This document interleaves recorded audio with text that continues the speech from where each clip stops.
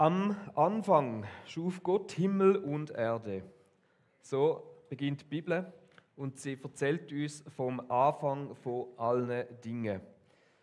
Und die ersten 3 Kapitel in der Bibel, die sind so dermaßen spannend und grundlegend für unser Verständnis von Gott und der Welt, dass es sich eben lohnt, mal wirklich genau anzuschauen und versuchen, dieser Bibel nochmal neu zuzuhören und die Texte als das zu sehen, was sie sind, nämlich eine der grundlegendsten Texte für unser Weltbild und für unser Verständnis davon, wer Gott ist, wer wir sind, wozu wir da sind und wie es überhaupt zu dem alles gekommen ist.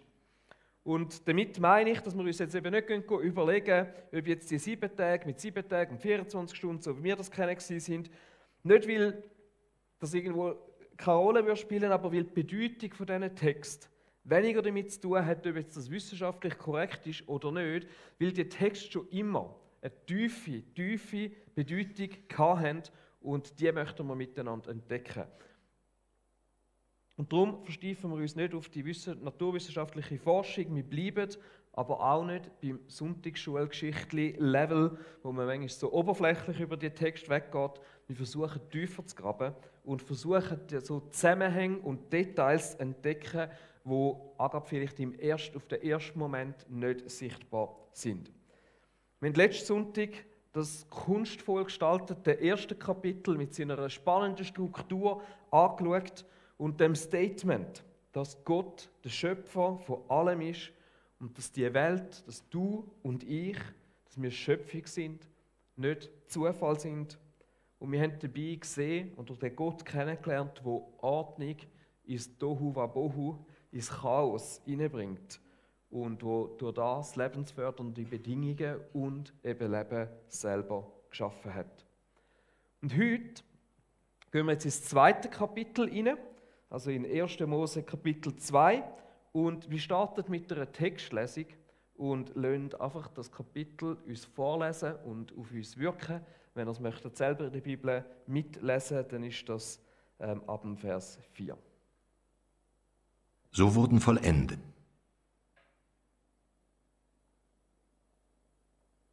Erde und Himmel machte. Und alle die Sträucher auf dem Felde waren noch nicht auf Erden, und all das Kraut auf dem Felde war noch nicht gewachsen. Denn Gott, der Herr, hatte noch nicht regnen lassen auf Erden, und kein Mensch war da, der das Land bebaute. Aber ein Nebel stieg auf von der Erde und feuchtete alles Land.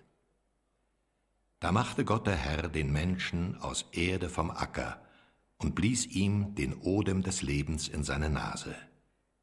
Und so ward der Mensch ein lebendiges Wesen. Und Gott, der Herr, pflanzte einen Garten in Eden gegen Osten hin und setzte den Menschen hinein, den er gemacht hatte. Und Gott, der Herr, ließ aufwachsen aus der Erde allerlei Bäume, verlockend anzusehen und gut zu essen, und den Baum des Lebens mitten im Garten und den Baum der Erkenntnis des Guten und Bösen. Und es ging aus von Eden ein Strom, den Garten zu bewässern, und teilte sich von da in 4 Hauptarme. Der erste heißt Pishon, der fließt um das ganze Land Havila, und dort findet man Gold. Und das Gold des Landes ist kostbar. Auch findet man da Bedolachharz und den Edelstein Shoham. Der zweite Strom heißt Gihon, der fließt um das ganze Land Kusch. Der dritte Strom heißt Tigris, der fließt östlich von Assyrien. Der 4. Strom ist der Euphrat. Und Gott, der Herr, nahm den Menschen und setzte ihn in den Garten Eden, dass er ihn bebaute und bewahrte. Und Gott, der Herr, gebot dem Menschen und sprach: Du darfst essen von allen Bäumen im Garten, aber von dem Baum der Erkenntnis des Guten und Bösen sollst du nicht essen. Denn an dem Tage, da du von ihm isst, musst du des Todes sterben. Und Gott, der Herr, sprach: Es ist nicht gut, dass der Mensch allein sei. Ich will ihm eine Gehilfin machen, die um ihn sei. Und Gott, der Herr, machte aus Erde alle die Tiere auf dem Felde und alle die Vögel unter dem Himmel und brachte sie zu dem Menschen, dass er sähe, wie er sie nennte. Denn wie der Mensch jedes Tier nennen würde, so sollte es heißen. Und der Mensch gab einem jeden Vieh und Vogel unter dem Himmel und Tier auf dem Felde seinen Namen. Aber für den Menschen ward keine Gehilfin gefunden, die um ihn wäre. Da ließ Gott der Herr einen tiefen Schlaf fallen auf den Menschen, und er schlief ein. Und er nahm eine seiner Rippen und schloss die Stelle mit Fleisch. Und Gott der Herr baute eine Frau aus der Rippe, die er von dem Menschen nahm, und brachte sie zu ihm. Da sprach der Mensch: Das ist doch Bein von meinem Bein und Fleisch von meinem Fleisch. Man wird sie Männen nennen, weil sie vom Manne genommen ist. Darum wird ein Mann seinen Vater und seine Mutter verlassen und seiner Frau anhangen, und sie werden sein ein Fleisch.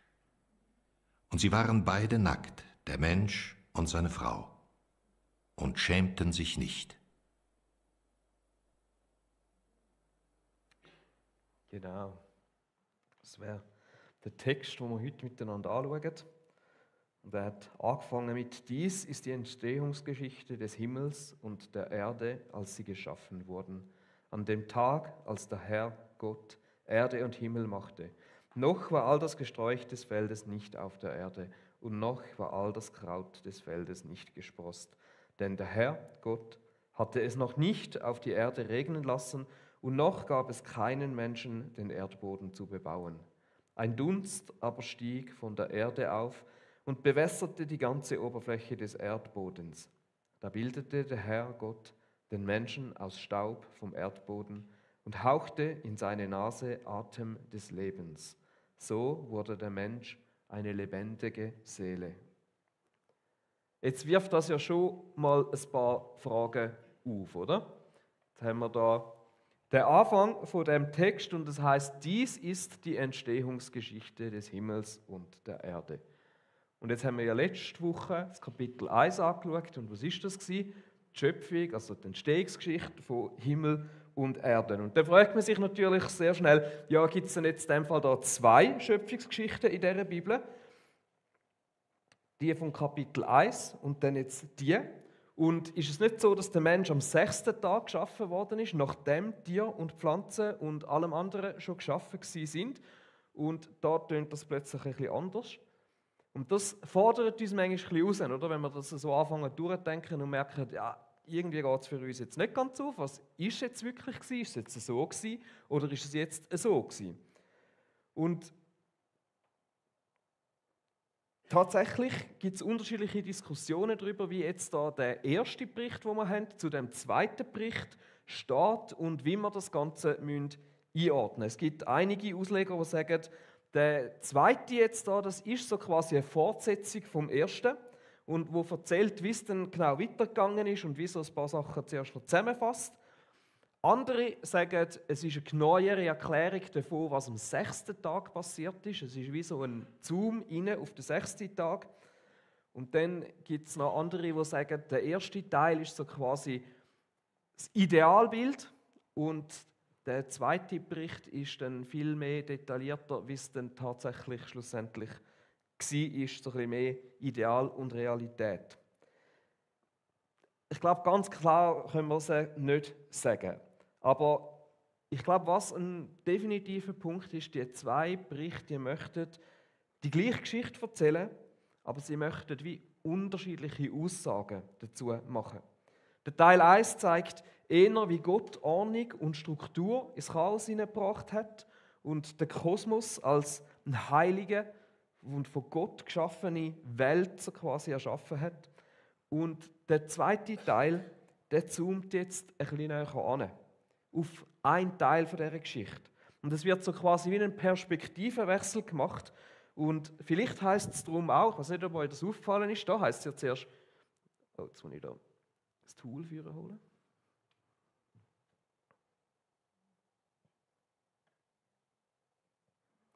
Da heisst es Himmel und Erde und nachher da unten heisst es plötzlich an dem Tag, als Gott der Herr Erde und Himmel gemacht hat. Also nur schon da passiert eine Art ein Perspektivenwechsel. Und wir wechseln die Perspektiven auf ein eben schon trockenes Land, auf einen heiligen Ort, einen Ort innerhalb von dem Kosmos, wo Gott geschaffen hat, ein Ort, wo Gott gewohnt hat, ein Ort, wo wir wahrscheinlich alle schon gehört haben, mit dem Namen Eden. Wir gehen in den Garten Eden und schauen den ein bisschen genauer an.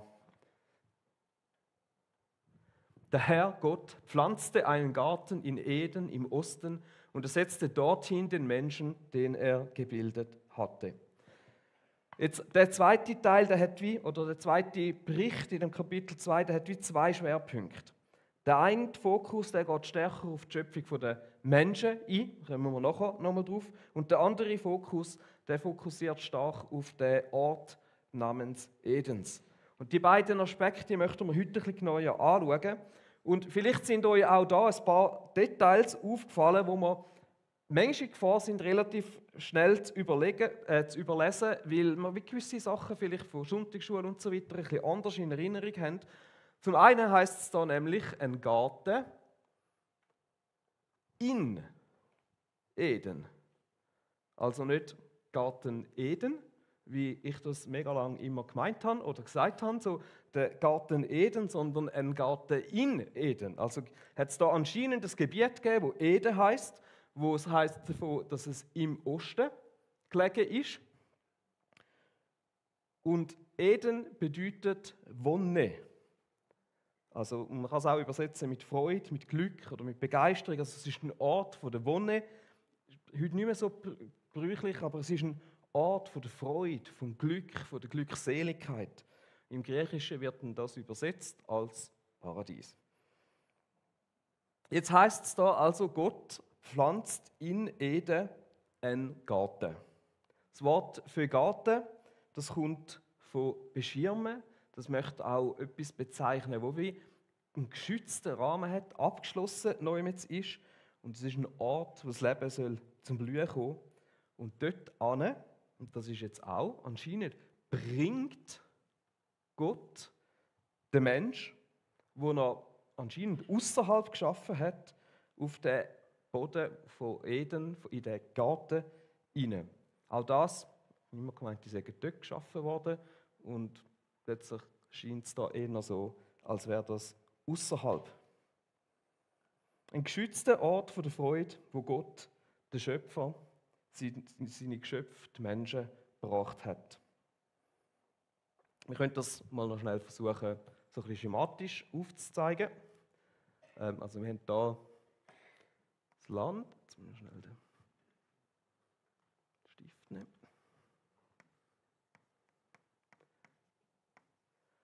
Dann hat es da anscheinend den Ort namens Eden. Und dort drin schafft Gott einen Garten. Und die Menschen, die irgendwo da außen gemacht worden sind, bringt er jetzt da an. Und dann gehen wir weiter und dann heißt es, und der Herr Gott ließ aus dem Erdboden allerlei Bäume wachsen, begehrenswert anzusehen und gut zur Nahrung, und den Baum des Lebens in der Mitte des Gartens und den Baum der Erkenntnis des Guten und Bösen. Also der Garten ist anscheinend ein Garten mit allerlei Bäumen, mit ganz vielen verschiedenen Bäumen und dann zwei ganz besonderen Bäumen. Und ich mag mich erinnern, in den Kinderbüchern ist oft sogar nur ein einziger Baum. Vielleicht können wir den mal einblenden, so wie das im Kinderbüchlein aussieht. Genau, zack, bin ich hinter dem Baum. Komm ich führen. Und dann lesen wir aber dort, dass es noch einen zweiten gegeben hat, wo Adam und Eva anscheinend nicht davon essen durften. Vom anderen haben sie, glaube ich, dürfen. Also es war plötzlich ein zweiter. Aber da hat es ja ganz viele Bäume gegeben. Und darum ist das wahrscheinlich fast mehr so ein Dschungel gewesen. Und das hätte dann vielleicht eher so ausgesehen bei Adam und Eva. Sie sind da in dem Dschungel gestanden. Jetzt wichtig, es heisst, in der Mitte von dem Garten steht der Baum vom Leben. Zeichnen wir hier mal noch so ein Bäumchen an. Das ist ein bisschen schöner als die von letztem Mal, oder? Das ist anscheinend der Baum vom Leben und dann können wir schon den anderen irgendwo noch, den machen wir ein bisschen größer. Der ist irgendwo da unten. Das ist ein kleinerer. Aber wichtig ist der Punkt, der Baum vom Leben ist in der Mitte von dem Garten gestanden. Jetzt ein Baum vom Leben, das ist in der damaligen Zeit eine bekannte Symbolik gewesen, wo es auch in anderen Kulturen gegeben hat und wo eigentlich immer gestanden ist für die Suche nach Ewigkeit, oder Unsterblichkeit und Verbindung so quasi zu der Quelle von allem Leben.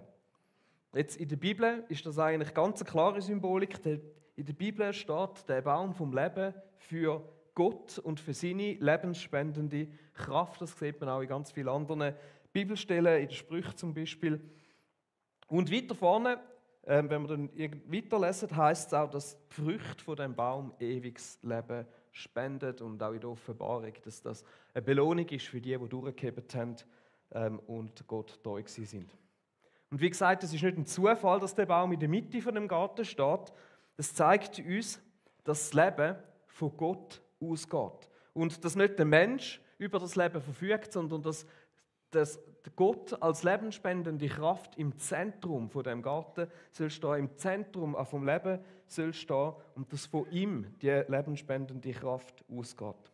Auf den zweiten Baum, den haben wir jetzt also klein gemacht, weil wir heute noch nicht anschauen, den schauen wir nächsten Sonntag genauer an. Darum müssen wir vielleicht dann nächste Woche wieder da sein. Aber wenn wir jetzt das so ein bisschen anschauen, der zweite Schöpfungsbericht, der zeichnet das Bild von einem wunderbaren Ort von der Freude oder eben von der Wonne, wenn wir Eden übersetzen. Ein geschützter Platz, wo Gott, die Menschen und die Schöpfung in Harmonie und Frieden gut miteinander zusammenleben können. Das Paradies. Und es scheint so, als wäre Gott an dem Ort auf ganz einzigartige Art und Weise präsent. Und es wird beschrieben, wie von dem Ort dann verschiedene Flüsse ausgehen, wo das Leben von ihm in alle 4 Himmelsrichtungen bringen.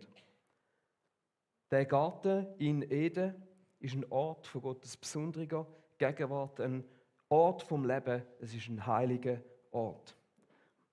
Vielleicht denken jetzt die einen, ja, ist ein bisschen viel drin interpretiert, aber ich möchte euch ein paar Details noch zeigen, wo das Besondere und das Heilige von dem Ort auf eine schöne Art und Weise zeigt. Das eine ist ganz einfach, im 3. Kapitel heißt es dann, dass Gott in dem Garten spazieren gegangen ist, also nur schon das, ein klares Indiz, dass er dort war, dass er präsent war, dass er dort wie wohnen wollte.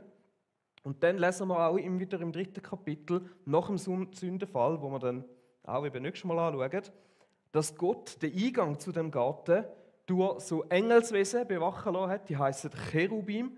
Und Cherubim, das sind so geflügelte Engelswesen, wo überall dort erscheinen, wo es um die Heiligkeit und die Gegenwart von Gott geht.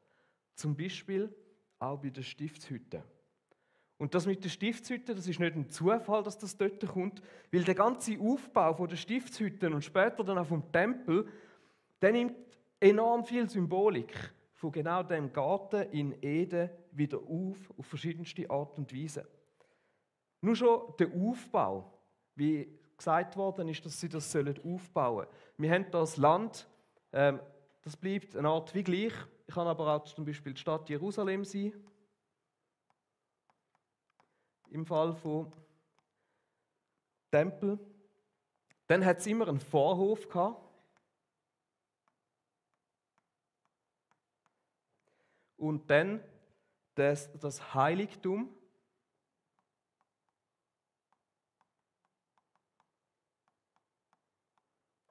Und im Heiligtum inne schlussendlich das Allerheiligste, in dem Fall der Baum vom Leben. Ich tue es jetzt nur schnell so. Ihr wisst, was gemeint ist. Und spannenderweise, auch die Stiftshütte hat einen ganz bestimmten Zweck gehabt. Und im 2. Mose 25,8 wird beschrieben, sie sollen mir ein Heiligtum machen, damit ich in ihrer Mitte wohne. Gott möchte bei den Menschen sein und die Stiftshütte und später auch der Tempel sind eigentlich ein Nachbau oder eine verkleinerte Form von dem Eden. Und dann wird auch die Ewigkeit in der Offenbarung schlussendlich mit Bildern beschrieben, die an Garten Eden erinnern, ein Ort der vollkommenen Gemeinschaft von Gott und den Menschen. Das heißt dort, und vom Thron her hörte ich eine mächtige Stimme rufen: Seht, die Wohnung Gottes ist jetzt bei den Menschen. Gott wird in ihrer Mitte wohnen, sie werden sein Volk sein, ein Volk aus vielen Völkern, und er selbst, ihr Gott, wird immer bei ihnen sein. So können wir ein Stück weit sagen, im Himmel so wie in Eden. Oder eben auch, dass Eden ein Stück weit der Himmel auf Erde war. Und wir sehen so den roten Faden, der durch die Bibel durchgeht, dass es von Anfang an darum gegangen ist, dass Gott mit uns Menschen in Gemeinschaft und Partnerschaft hat sein. Auf dieser Erde. Was für ein Privileg. Und der Wunsch, den hat Gott heute noch mit dir und mir in Gemeinschaft und in Partnerschaft zu sein.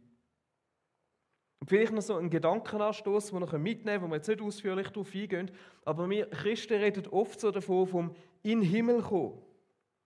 Und kann es sein, dass wenn wir uns das ein bisschen genauer anschauen, dass es gar nicht so fest um in den Himmel kommen geht, sondern vielleicht eher darum, dass der Himmel da kommt.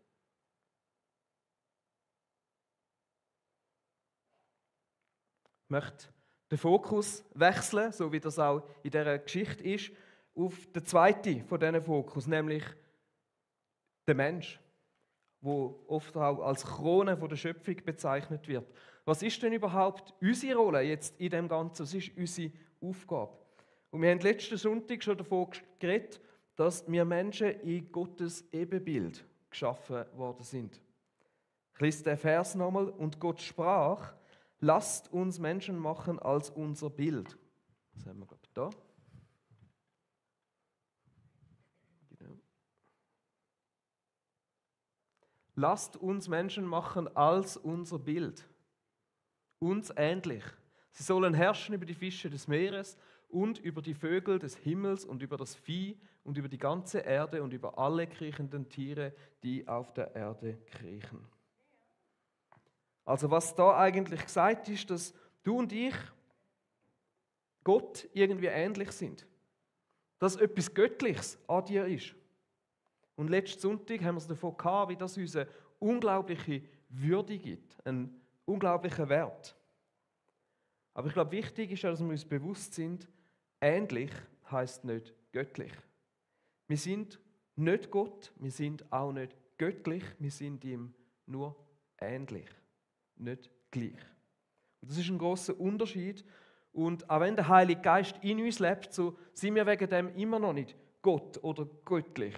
Und das ist sicher etwas von dem, was uns so klar unterscheidet von anderen Weltanschauungen, anderen Glaubenssystemen, wo Gott so quasi als einen Teil von allem betrachtet und darum alles irgendwo auch als göttlich oder als Gott anschaut. Das ist etwas, was bei uns im Christentum so klar ist. Gott ist nicht seine Schöpfung. Er ist außerhalb der Schöpfung. Er ist unabhängig von der Schöpfung. Jetzt, wenn wir das Thema von dieser Ebenbildlichkeit ein bisschen genauer anschauen, dann merkt man schnell so, oder fragt man sich schnell, was macht uns denn jetzt genau zu einem Ebenbild von Gott? Was nicht über euch das schon mal überlegt habt. Worin besteht die Ähnlichkeit, die wir mit Gott haben? Sehen wir gleich aus? In dem Sinn, das würde heißen, Gott hat auch so einen Kopf, eine Nase, das Maul, Augen, Arm und Bein. Wahrscheinlich nicht, oder? Ein Ansatz, wo man daran herangehen kann, ist, man kann sich zum Beispiel dann fragen, was ist denn das, was uns als Menschen von den Tieren schlussendlich unterscheidet? Und dann kommt man dann auf Sachen wie, wir Menschen haben irgendwie so eine Art von Selbstwahrnehmung. Wir können in den Spiegel schauen und wir wissen, das sind wir. Dann musst du mal deine Katze vor den Spiegel stellen, das ist eine andere Reaktion. Wir haben ein Bewusstsein davon, dass wir eine Person sind. Wir haben irgendwie eine Fähigkeit zur Selbstreflexion, ein moralisches Bewusstsein. Und ich glaube, ja, das sind alles ein Stück weit auch Aspekte von dem, was uns Ebenbilder macht. Aber es gibt wie eine grössere Spannweite. Es ist nicht nur eins davon, wo wo die Ebenbildlichkeit ausmacht. Und ich möchte einfach 2, 3 davon kurz ansprechen. Wir haben gelesen, dass es geheißen hat, da bildete der Herr Gott den Menschen aus Staub vom Erdboden und hauchte in seine Nase Atem des Lebens. So wurde der Mensch eine lebende Seele. Der Mensch hat den Hauch vom Leben von Gott eingehaucht bekommen und ist durch das zu einer lebendigen Seele geworden. Wir sind Menschen, die irgendwie so einen speziellen Lebensatem von Gott bekommen haben, den man Seele nennt. Und Seele ist so schwierig irgendwie zu beschreiben, was das schlussendlich ist. Im Hebräischen heißt es Nefesh, das heißt Kehle. Bezeichnet eigentlich nur einen Körperteil. Nicht, dass jetzt die Seele wegen dem mit der Kehle hocken, aber ich glaube, es ist wie ein Stück weit von dieser Eigenschaft, von dem, der Mensch hat einen Hunger nach mehr, hat einen Durst nach mehr vom Leben. Vielleicht ist das ein Teil der Beschreibung. Ein anderer Aspekt, wo das ausmacht, ist, dass der Mensch auch die Fähigkeit bekommen hat, im 1. Mose heißt es zu herrschen, und damit ist in erster Linie gemeint zu gestalten und zu ordnen. Wir können kreativ sein, wir haben eine unglaubliche Fähigkeit, Sachen auf kreative Art und Weise anzugehen, selber sogar Sachen irgendwo zu erschaffen. Wir können Ordnung, Struktur in Sachen hineinbringen und in dem Sinne kreativ tätig sein.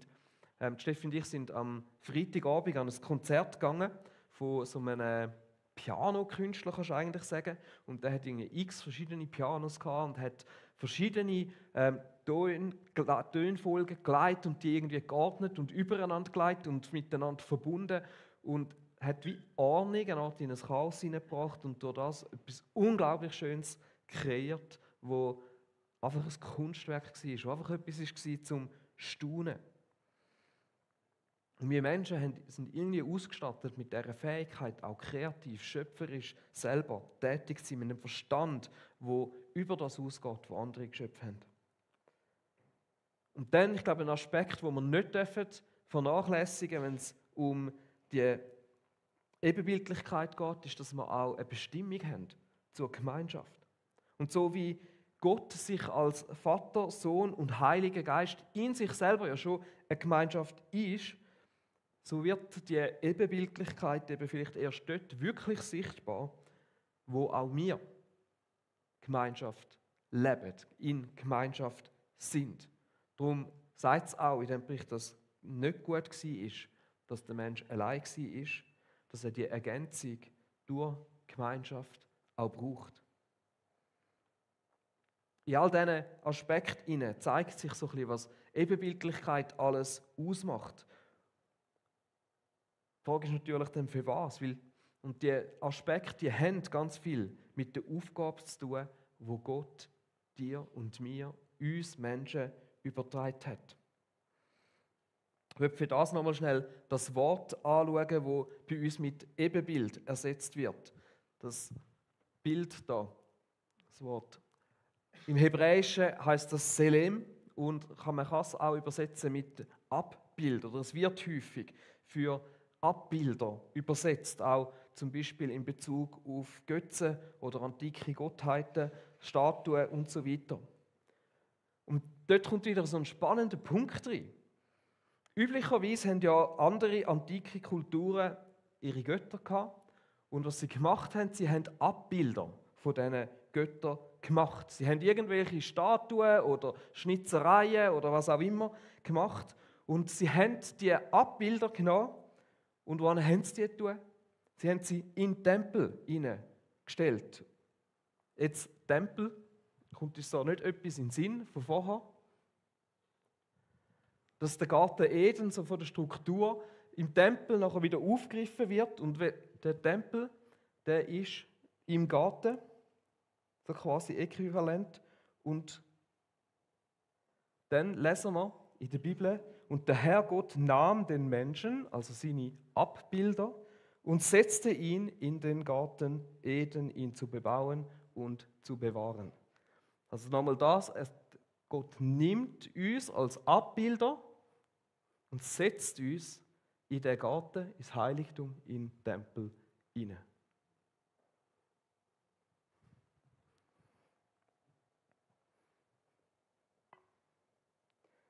Die Menschen oder wir als Menschen, wir sind lebendige Abbilder von dem Gott. Das ist vielleicht auch ein Grund, warum es dem Volk später verboten worden ist, sich Abbilder selber zu machen von dem Gott, weil es das gar nicht gebraucht hat. Weil Gott sie selber bestimmt hat, Abbilder von ihm zu sein und ihn in dieser Welt zu repräsentieren, ihn irgendwo sichtbar zu machen und zu zeigen, wie das er schlussendlich ist. Und indem Gott das macht, lädt er dich und mich ein als seine Partner, als eben seine Ebenbilder, als die ihn irgendwo vertreten können, in die Welt hinein zum Mitgestalten. Es heißt da in dem Vers, bebauen und bewahren.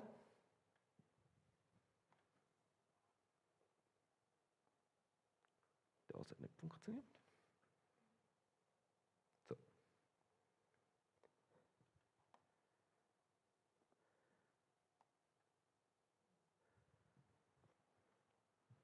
Gott hat uns nicht einfach so dort hineingestellt, so quasi zum uns ausstellen, so quasi, sondern mit einer Aufgabe. Und er sagt aber nicht einfach nur, hey, da, macht, sondern als erstes sagt er ihnen, hey, ihr dürft von allen Bäumen im Garten die Früchte essen. Ausser eben von dem einen, wo wir das nächsten Sonntag davon haben. Er sagt, ihr dürft alles nutzen, was da ist. Und dann als erste Aufgabe wird der Mensch aufgefordert, dem Tier einen Namen zu geben. Aber wir dürfen mitgestalten, wir dürfen prägen, wir dürfen mit Gott zusammen das, was er geschaffen hat, nutzen und etwas daraus machen. Jetzt schauen wir die zwei Wörter mal noch schnell ein bisschen genauer an. Bebauen ist hebräisch Abat und es wird oft auch als Arbeiten übersetzt. Und, dort wird es spannend, es wird sehr oft auch mit Dienen übersetzt. Also Dienen ist eine Art von Arbeit oder die Arbeit, die da gemeint ist, hat sehr oft viel damit zu tun, auch dienend das zu bebauen. Und das Bewahren ist hebräisch Shamar und heißt gleichzeitig auch, ein Auge drauf zu haben oder etwas am Leben zu erhalten, also auf etwas zu schauen.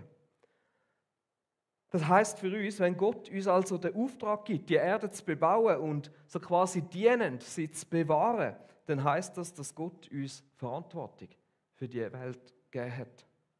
Und dass er dir und mir mit dem schon eine sehr klare Berufung gibt. Und dass, egal ob du das Gefühl hast, du kennst deine Berufung oder nicht, dass du sie hast und dass du nicht zuerst musst warten, bis von Gott eine maßgeschneiderte, persönliche, per Engel gelieferte Berufung dir liefert und dich überzeugt, dass das jetzt das Einzige ist, was du machen musst. Das ist zwar cool, wenn das passiert, aber du bist jetzt schon berufen. Und die Berufung, die gilt jedem Einzelnen von uns und trotzdem sieht sie für jeden Einzelnen von uns auch ein bisschen anders aus, weil wir an unterschiedliche Orte im Leben angestellt sind.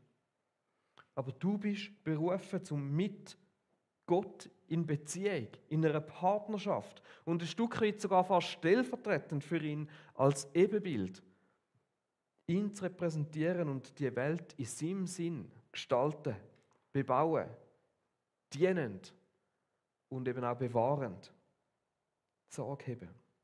Wir dürfen und sollen das Potenzial, das die Welt hat, nutzen, um Schönheit und Ordnung zu schaffen und etwas daraus zu machen. Was heißt das jetzt für uns? Ich glaube, zum einen heißt es sehr einfach, aber mit einer grossen Tragweite, dass unser ganzes Tun ein Dienst an Gott soll sein, wo wir ihn damit repräsentieren, ihn versuchen gross zu machen, ihn damit anzubeten und verherrlichen. Und das stellt uns schon dann nochmal so ein bisschen vor die Frage, dreht sich denn wirklich alles in meinem Leben um Gott? Diene ich ihm mit allem, was ich bin und habe? Oder ist das vor allem beschränkt auf einzelne Momente wie der Gottesdienst oder spezielle stille Zeiten oder Sachen, wo ich das Gefühl habe, dort setze ich mich jetzt für ihn ein? Aber wie sieht es zum Beispiel aus mit unserer Arbeit? Wir haben gesehen, dass die Berufung Arbeiten beinhaltet. Und das Arbeiten eben dann nicht, wie wir das manchmal das Gefühl haben, erst eine Folge vom Sündenfall ist, sondern viel eher ein Teil von deiner und meiner Grundberufung.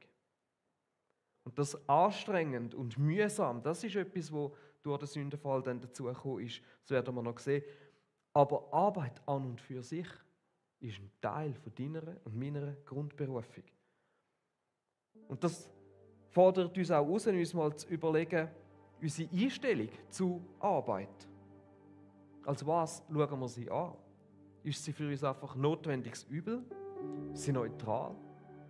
Oder ist sie eine Berufung, wo wir drin berufen sind, durch das, was wir tun, wo wir drin hineinstehen, Gott anzubeten, ihm zu dienen damit?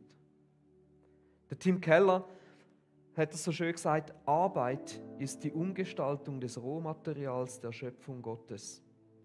In einer Weise, die der Welt im Allgemeinen und den Menschen im Besonderen hilft, zu florieren und sich zu entfalten. Arbeit ist die Umgestaltung des Rohmaterials der Schöpfung Gottes. Was für eine schöne Definition. Jetzt logisch, mit Arbeit kann man auf die einen Seite Gott dienen und wir müssen uns aber auch bewusst sein, dass wir eben manchmal auch genau das Gegenteil damit machen. Und dass es auch ein Weg dazu kann sein, wie wir die Schöpfung zerstören, indem wir Menschen oder die Natur ausnutzen für egoistische Zwecke. Und Arbeit, und ich glaube, da sind wir Schweizer manchmal ein bisschen gefördert drin, kann für uns auch ein Götz werden. Ein ungesunder Antreiber, etwas, wo wir uns drin verwirklichen wollen und wo wir mehr für uns machen, für unseren Wert und unsere Identität, anstatt als Berufung von Gott. Darum hat vielleicht Gott von Anfang an einen gesunden Rhythmus für Schaffen und Nicht-Schaffen festgelegt. Und vielleicht darum auch zuerst die Aufforderung, von der Früchte zu essen, bevor es darum gegangen ist, etwas zu tun. Vielleicht noch eine letzte Bemerkung zu dem Arbeiten. Arbeit darf, glaube ich, auch nicht ausschließlich mit dem, was wir heute unter Arbeiten verstehen, gleichgesetzt werden. Es beinhaltet unser gesamtes Wirkungsfeld. Es geht nicht nur um wirtschaftliche Arbeit, nicht nur das, wo wir so quasi einen Arbeitsvertrag dafür haben und eine Job Description, wo wir manchmal so als das schauen wir als Arbeit an, sondern es geht um viel mehr. Es geht um das Zwischenmenschliche. Es geht darum, wie wir in unserer Familie miteinander umgehen. Es geht um Gesellschaft, es geht um Politik und natürlich dann auch um die Wirtschaft. Aber Arbeit ist nicht einfach nur das, was wir als Beruf haben. Du kannst Gottes Reich gestalten in der Art und Weise, wie du deine Beziehungen gestaltest, wie du deine Kinder begleitest und erziehst, wie du mit der Natur umgehst, wie du deine Ressourcen aktiv nutzt, wie du kreativ wirkst, wie du Sachen baust, malst, zeichnest, wie du Musik machst oder sonst Sachen gestaltest. Und natürlich auch, wie du deinen Beruf ausübst und dich in dem betätigst. Natürlich gehört das auch dazu.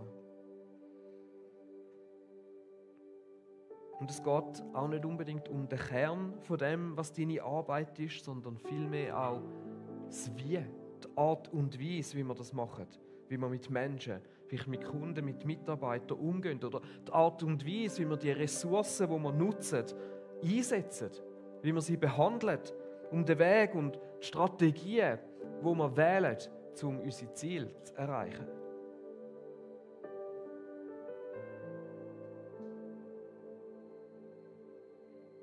Ich glaube, es lohnt sich, uns da mal Gedanken zu machen über die Art und Weise, wie wir arbeiten. Ich komme zum Schluss. In dem 2. Kapitel der Bibel wird ein Ort namens Eden beschrieben. Ein Ort, wo wir mit gutem Gewissen können als Himmel auf Erde bezeichnen. Ein Ort, wo Gott gegenwärtig ist, wo seine lebensspendende Kraft erfahrbar und sichtbar ist und für die Menschen zugänglich ist. Ein Ort, wo Gott gemeinsam mit den Menschen zusammen die Welt gestalten, bewahren, weiterentwickeln möchte. Und diese Bestimmung, die gilt bis heute und sie gilt dir und mir. Und aus dem heraus möchte ich wie 2 Zusprüche heute euch machen. Der eine ist, wie in Eden, so auch heute. Gott sucht und möchte Gemeinschaft. Der Baum vom Leben, der ist ganz bewusst in der Mitte von dem Garten gestanden. Er ist ein Zeichen von Gottes Gegenwart und von seiner lebensspendenden Kraft, wo auch dir heute zur Verfügung steht. Und durch die Gemeinschaft mit Gott wird die lebensspendende Kraft in dir wirksam. Und wenn du jemand bist, der dich abmühst und das Gefühl hast, ich komme einfach nicht vorwärts im Leben, in den Beziehungen, im Leben, in den Herausforderungen vom Alltag, dann lade dich Gott ein, zu ihm zu kommen. Und immer wieder bei ihm so Eden-Moment zu erleben. Der Ort, wo du und Gott bist. Und aus dem heraus können wir uns überlegen, wie gestaltest du vielleicht deine Zeit mit Gott? Wie richtest du dich immer wieder auf ihn aus oder auf den Baum vom Leben? Ist auch bei dir der Baum vom Leben im Zentrum? Unser Arbeiten und Wirken, wie wir gehört haben, ist wichtig, aber sie nimmt unser Leben ein, wenn nicht ganz bewusst Gott als der Baum vom Leben im Zentrum von unserem Leben steht. Und ich möchte dir Mut machen, dir überlegen, wie du immer wieder dafür kannst sorgen, dass er auch wirklich im Zentrum von deinem Leben steht. Zweiter Zuspruch: Wie im Himmel, so auf Erden. Und es geht um die Partnerschaft mit Gott. So wie Eden so quasi der Himmel auf Erde war, so reden wir heute vor allem vom Reich Gottes, wenn wir das beschreiben möchten. Mit dem kleinen Unterschied, dass das Reich von Gott nicht auf das Gebiet begrenzt ist, sondern dass es überall dort eine Gestalt annimmt, wo Menschen, du und ich, die Partnerschaft mit Gott annehmen und unser Arbeiten, unser Gestalten in Partnerschaft mit ihm machen. Überall dort breitet sich das Reich Gottes aus, wird erfahrbar und erlebbar für deine Umwelt und auch für deine Mitmenschen und natürlich für dich. Und vielleicht ist es nicht ein Zufall, dass in dem Gebet, wo Jesus seine Jünger gelehrt hat, das einer der ersten Punkte war. Das heisst heute, ihr sollt so beten: Unser Vater im Himmel, dein Name werde geheiligt, dein Reich komme, dein Wille geschehe, auf der Erde, wie er im Himmel geschieht. Und vielleicht nehmen wir uns kurz Zeit, um über das uns Gedanken zu machen, wie es um unsere Partnerschaft mit Gott steht. Ich habe einen Einblender, Slide. Ich lese es kurz vor, damit die den Podcast hören, das auch hören. Unser Vater im Himmel, dein Name wird geheiligt, dein Reich komme, dein Wille geschehe. Und dann geht es um unsere Beziehungen, in meinen Beziehungen und dem Umgang mit meinen Mitmenschen. Unserem Umgang mit der Natur und der von Gott uns geschaffenen und geschenkten Ressourcen. Durch unsere kreative Gestaltungs- und Denkkraft und durch uns an unserem Arbeitsplatz oder dort, wo Gott uns angestellt hat. Nehmen wir uns